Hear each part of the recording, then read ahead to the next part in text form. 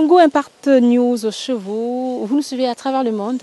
Vous nous suivez avec vos téléphones portables, vos ordinateurs, mais aussi vos télévisions. Je suis la Maman Africa, Léa et PKE face les tableaux. Toujours comme nous les disons, nous sommes vraiment déterminés pour vous informer, pour vous offrir le meilleur de nous. C'est la raison pour laquelle moi, la Maman Africa, avec mon équipe, aujourd'hui nous allons parler avec une famille. Papa Vena Inkalaba et son fils Grady Inkalaba. Toko Sengabino Okozala touché par rapport à l'émission Oyo, par rapport à il y a demande Oyo famille Oyo Engiko Kopesa Nabino Bandeko Bokolanda Biso. Bo hésiter vraiment kokomela biso ko contacter biso pendant le numéro wana ezanase parce que c'est Papa Vena aina mwana ye pona ko lakisa biso oyo mwana eko azali ko andire azali aza vraiment adolescent mais soki botali molayi oyo mwana mobali wana azali ko mesurer ko sala bino penza yoko sala bino mwa pasi. J'aimerais bien to ko apena ko koma na lieu et bongo bomona eloko nini mama Afrika azali koloba. Oui, très chers internautes de Congo Impact News, comme nous venons de l'annoncer, je suis avec Papa Vena Inkalaba et son fils Grady Inkalaba. Vraiment, on va parler en long et à large par rapport à ce qui se passe dans leur famille, dans la vie de Grady. J'aimerais bien que vous puissiez être connectés et de vraiment mettre votre attention pour écouter l'histoire de Grady. Bonjour papa. Bonjour maman. Papa Vena. Oui, bon. Pourquoi nous connaissons biso ozali yum toboti Grady? Ngai nazali papa kulutu na ye. Papa na ye azan intérieur, ngande papa kulutu na ye. Lokola na moni atangi ya silisi azu diplôme na ye, ngana moni ke akoki ko vanda kuna kaka na intérieur te. Malamu na bengisa ye ayawa soki chance ko tomber ameka ko sala ta université na ye. Grady auti na mboka nini? Auti na kati na territoire ka Songolunda na précisément na mission Wambalwadi. Kuna nde sika penda ya tangi école primaire tangi humanité na yende sika penda silisi nde ko ya komia. Grady abotami kuna? Abotami kuna, akoli kuna, atangi primaire, a secondaire na ye akendaki na collège Ntemo na Kasongolunda, après abeli azongi na Wambalwadi nde kuna continuer 3e na social, 3e, 4e, 5e, 6e nde asilisi azu diplôme na ye. Et tant que papa Kulutu, okoko sapena na histoire moké ya naissance ya Grady, to poko za na moi idée par rapport ya vie ya Grady kuna. Oui, pourquoi pas, puisque ngai nazalaka en contact toujours na ye, na papa na ye. Grady abotami na 1999. Tango abotami ndenge mwana nyonso abotamaka. Abotami azokola azovanda mais tango abandi kokola ko avancer to comprendre te to monika ka mwana bon croissance ya malamu penza ezate ndenge mwana zalaka. Mais tango azaki bébé azaki na croissance ni normal. Oui, ndenge bébé bazalaka. Mwana nyonso abotami azokola bazosunga ye tutu ndenge azalaka tokomi akomi na première akomi na deuxième mais poto mona croissance ya mwana penza ke azokola akoma na bataille normale ezate akomi ndenge mona ni wana akomi emoro disons bo na kisasa babengaka emoro. Alors aza mwana nzambe nde mutu asali ndenge wana moye to bwaka ye to sala nini ezate ezakele mo. To ba Grady a comme na 20 ans. Grady a 20 ans. Asilisi diplôme na ye, a outi ko accroché diplôme na ye en sciences sociales. Oui, il est diplômé en sciences sociales. D'abord, avant la jonction à Papa Vena, Grady Bonnet. Bien. Pourquoi vous avez bateau bakolanda yo mbote? Ouais. Na pesi bato nyonso bazolandela nga na pesi bango mbote. Mbote belé na bato bazolandela ngai. Grady ozana âge? Nazana 20 ans. Grady koko ebiso non kokola na yo ndenge ozaki na province ti oye awelo ko ne maki awana kini. Bon, na ile awana kini pona betude na ngai pona ya kotanga na sala betude supérieure. Pona zala mutu ya makasi. Pona zala lokola bino pe ba mona nga na ba video eza te ke baconsidere nga lokola mwa leki moko boye. Grâce bete so no vi na yo kuna na mboka zala na yo à l'aise solo la penza na biso kuna ozaki ndenge nini ozaki pe na ba camarades. Est-ce que par rapport ya taille na yo ba camarades bana ko approcher to bana ko critiquer? Bon, ba mususu bana ko critiquer nga, mususu pe bana ko critiquer nga te, bana ko pesa nga ba conseil te kaka wana nzambe mutasala bongo esa na ngo loko te me tour na yo ekoya kaka. Et tant que yo moko Grazi par rapport à taille yo zanango bato yo moko milo barani. Bon, na comprendre kate pour yini na sala kana taille oyo. Donc na lobaka pa kaka yenzamba yebi. Makamususu nga na yebi te. Nebi na nga loko te ya mutu. Mais sala nzambe yebi pona yini nga na zaboyi. Ouais. Non kozala ouais on eza ko elobeli na yo ndenge koloba mais kozala mokusa ezali lisumu te eza pe mabete parce que to mona ka bato de quoi ba emoro ba sala pena ba succès makasi ba bina seulement bazwa kaka dans onza matana kat na bango nde ba tseka en exercice à bato mokili endima bango désir na yo zani Grati. Désir na nga ke na sala communication pour na sala journaliste lokola bino na ba journaliste mususu na mona kana ba télévision. Maman na yo na papa tango zaki kuna bazaki na ndenge ni bandaki ko loba na nini? Bon. Abanda lo bananga bana lo bailo ko tema ba futela ngambongo. Banda ufuta mbongo pona tanga nazwa diplôme. Na zuni diplôme yangu ana ba minga awa pona ya kotanga. Siko na awa papa kuna toza ebele moi asiporter biso nyonso ezate. Ne na mwambongo azwaka. Engwana tinanga kende na kin okende kufanda. Wana tokotala après 2 ans ou 3 ans. Wana totangisa yo. Engwana monaki pona nini ndenge wana parce que so nazela ka lisusu 3 ans ou bien 2 ans. Intelligence nanga yoko bunga. Engwana na yelipo bato basalisa ngai pona kota ane oyo. Après na silisa habitude nanga oya gradia na oya licence. Grazi, Botambino combien? Tu Botami 7. Botami 5 garçons, 7. Oui. Combien de garçons? 4 garçons, 3 filles. Grazi, bande kono nsutu misusu batikali 6 wana bango suba kotanga. Bozo tanga mususu baza na école primaire, mutu asuka za na école primaire za na 2e primaire. Mususu bana baza na école secondaire. À partir de première secondaire, 3e, 4e, 10e, 5e, na bisomi sa toza na école na université to kotanga. Sikonga na kotanga te mibale ba kotanga pona mbongo. Mais le reste bon on se botanga ka yonde ba privé yo nanu ba botanga te. Yango wana. Gradi, est-ce que na bande kona on se baza na même taille que yo ou bien eza kaka yo moko na famille kaka yo moko? Eza kanga moko bango wana baza mulai.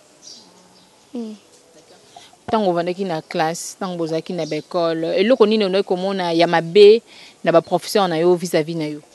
Bon, na bana mona mabe te parce que so na sali erreur fallait professeur ibisanga. Fallait ibisanga ke oyo sali eza boete. So nazo landela beaucoup te ako ko ya beti ngai.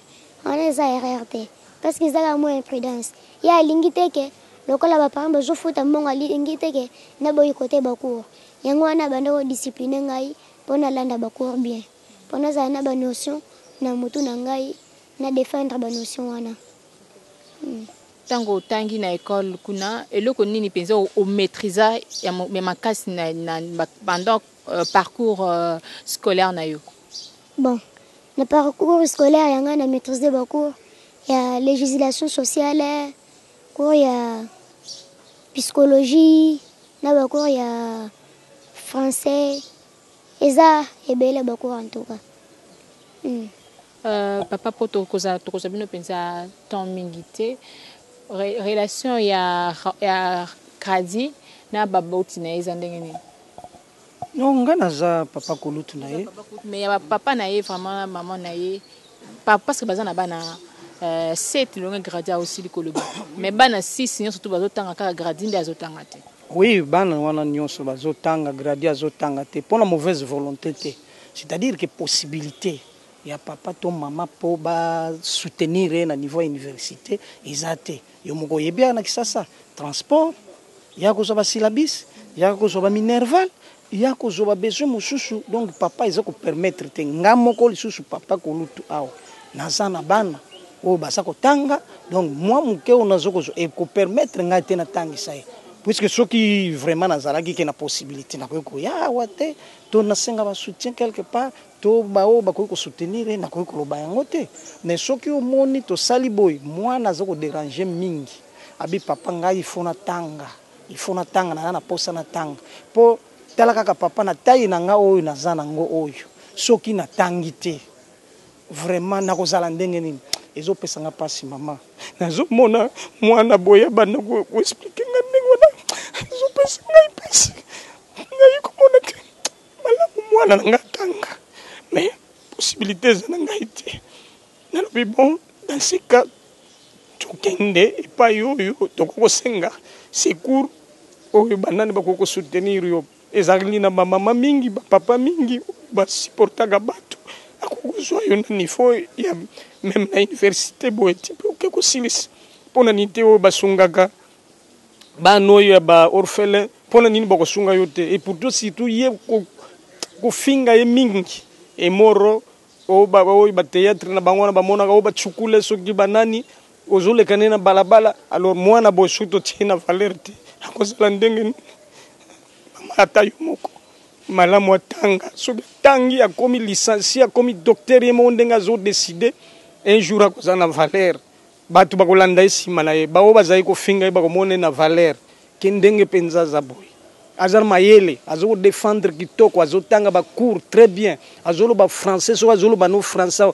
bato nyonso bazokama babi me mwana oyo atangi wapi na pays nini mais aza kaka na kati intérieur mais azoloba français kitoko bato nyonso bazofélicité yango ata kutu français onga papa na ye nalobaka te mais eza don nzambe apesi ye mais tala sikoyo tozangi baposibilité tosala nini ozala na rabin grandi ndenge olobi boye na banzela ntango bokotambola eloko nini oremarka ya mabe bon mama ya ndenge nauti koyebisa yo so nazotambola na ye eza na bato mingi soki bazotala ye balobi aza mokolo te aza mwana moke non aza mokolo aza tsukuma aza emoro tout ça voilà ndenge bazokritike ye mais bakokritike ye eloko nini mais soki akutani na bato baza kotuna ye aza koloba vraiment bato baza kotire vraiment attention mpa na ye meme baninga na ye oyo bafingaka ye soki akutani na bango na nzela bo bazofinga ye abandi koloba na bango na français omona bango nyonso bakimi atanga omona bango nyonso bakokoka lisusu koloba na ye te bakamati bakimi mpo bayebi ke c'est un intellectuel bakimi bon foto tia ye na valeur acontinue mpo lelo na niveau ya D6 wana akosala eloko nini mais soki akomi licencié akomi docteur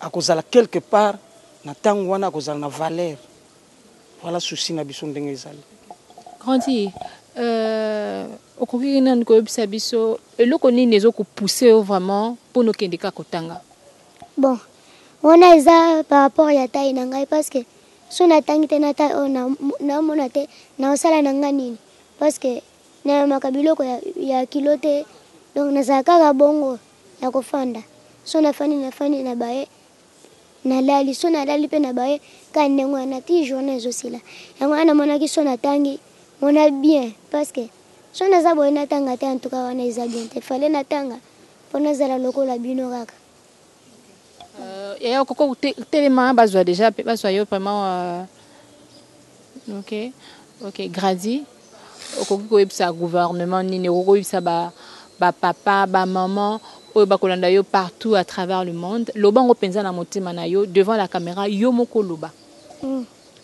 nalobi boye mpo na bato oyo bazolandela ngai en tout cas bosalela nga effort mpo bosupporte ngai parce que so bosupporte ngai te nakota classe te yango wana na sengi epa na bino ke bosupporte ngai en tout cas mpo natanga betide na ngai e mpo nasilisa parce que so natangi te naomona te naosala nini yango wana nayebisa bino en tout cas bosupporte ngai ntango omitalaka na yo moko omonaka don nini eza na kati na yo bon na mitala boye na mona en tout cas fallait nazala journaliste mais c'est quoi ba moyen exact ya ngona na ye kaka awa pona ya ko yebisa bino bato ya bonne volonté baya ko aider ngai pona tanga.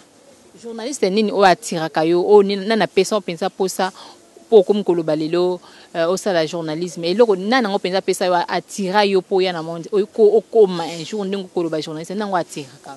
Bon basalisa nga orientation et pas bato balaksinga tala so sali journalisme bien parce que na bano luka moto a orienté ngai yango ana orienté ngai so sali journalisme eza bien pona yo na taille na yo wana eza bien so so tangite wana okuzala otanga na yote wana ozala kaka nengo wana lokola mwana moke. Oza na métier mususu to ko kanisa ko sala kaka journalisme. Journalisme kaka. Vraiment, c'est ça avec beaucoup de larmes aux yeux, parce que nous sommes vraiment très touchés. Un mot de la fin, papa, pour tout bon, liloba suka ezanini.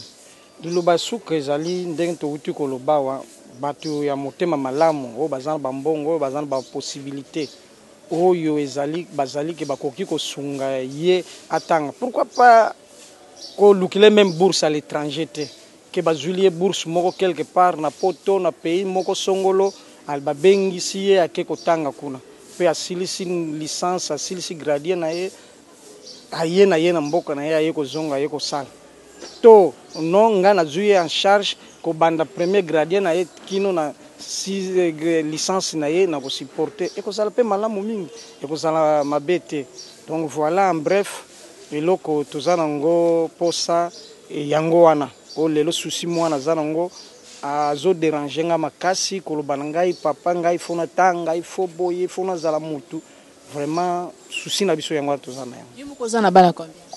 Ngamo na zana bana 7. Merci beaucoup papa Venant disons que sengo mingi ko yambayo pona ko sola nayo. Encore merci na bino baoyo bozwi libakwa kolanda biso na banda kona bino partout na mokili mobimba to pesi pensa merci na monteur na biso wana na montage Pati Sumbu na pesi vraiment merci un grand merci à mon cameraman qui est derrière la caméra, merci pour la musala ozako sala, un grand merci à Rite, Maman Mokondi, Maman Lopango depuis France, ceux qui beaucoup soutenir Ndeko Gradi, na moi Mike beaucoup zoa pour na toko kosa la penza inscription na ya ko kotanga lolenge mo kazali koloba ete azana posa ya kotanga na Ifasik. Nous voyons ici Aza déjà inscrit na Ifasik. Oui, Aza déjà inscrit na Ifasik nyonso esili lendi o ifwa bandako. Mais il faut kaka ya kofuta frende. Oui, il faut kofuta Minerval. Il faut ba transport na ye, il faut ba syllabus na ye, donc biloko wana nyonso. Il faut la réunir de façon que moi naza la l'aise ya kotanga. Oya ko tatone le lobo zu transport, lobby transport monanité kure katani, lobby kuna bo sombi syllabus, lobby kuna syllabus monanité, soki ba facteur nyonso wana za réunité. Moi na ako risquer à échouer, à zuiter, mais soki biloko ne nyonso ezali akokoka. Moi na ko se battre en morceaux de façon que atanga surtout ye monde ngaza ko tenir ya kotanga ndenge pe na yebeli capacité na ye en tout cas akosu Bayimboka donc de konabiso azali ba déjà inscription na ye na Ifasik pour être abada kelasi mais seulement le frais académique n'est qu'au poser problème mais aussi ba transport pour être Ifasik ezana Gombe ya kofana na Pascal na Chango donc il faut au moins ba transport et à chaque jour parce qu'ils ont cours à chaque jour mais aussi qu'au foot les frais académiques donc seulement c'est pas seulement que première année de beaucoup foot mais il faut toute l'année tiens comme la licence moto à tout à ma penza pour nous soutenir gradi na moi munda momoki beaucoup zanango so pour mon aki oso charge na mo bimbati à kosi lisakela si nzambo alola akopambola yo au lieu que pesa ba musicien au lieu que pesa ba misusume et si kama malamu ya kolona yango yo to pesi bino penza botonzi po ete bozaka toujours wana pona ko soutenir biso to ko sala toujours mosala na pesi penza un grand merci à mon vieux David Olito na yebi que mon vieux David Olito asungaka bato mingi papa David papa Serge Tungila na Londres so ko soutenir mona mobile o po ate asala asangsa moi mike pona kotanga kelasi nzamba lola akozanga te kobakisela bino ba pasteur ba évangéliste oyo basalelaka nzambe na bosolo to baka te to basala nzambe to salelaka nzambe to bana na nzambe soki to kokaba te soki pe to kosunga bandeko te ekozala mwa pasi yo mama koluka mwana oluka mwana ta mosusu okubotaka te baton ebele tala pesa boya kobwaka mbongo te mais koza kolona po ete un jour okobuka. C'était vraiment un grand plaisir pour moi, Mama Africa, de vous tenir compagnie dans cette émission. Soki nzambe azongi mokolo lelo te ata soki azongi pelovite mokolo okuna to kosimba kala lisango po eza mosala na biso. Bye.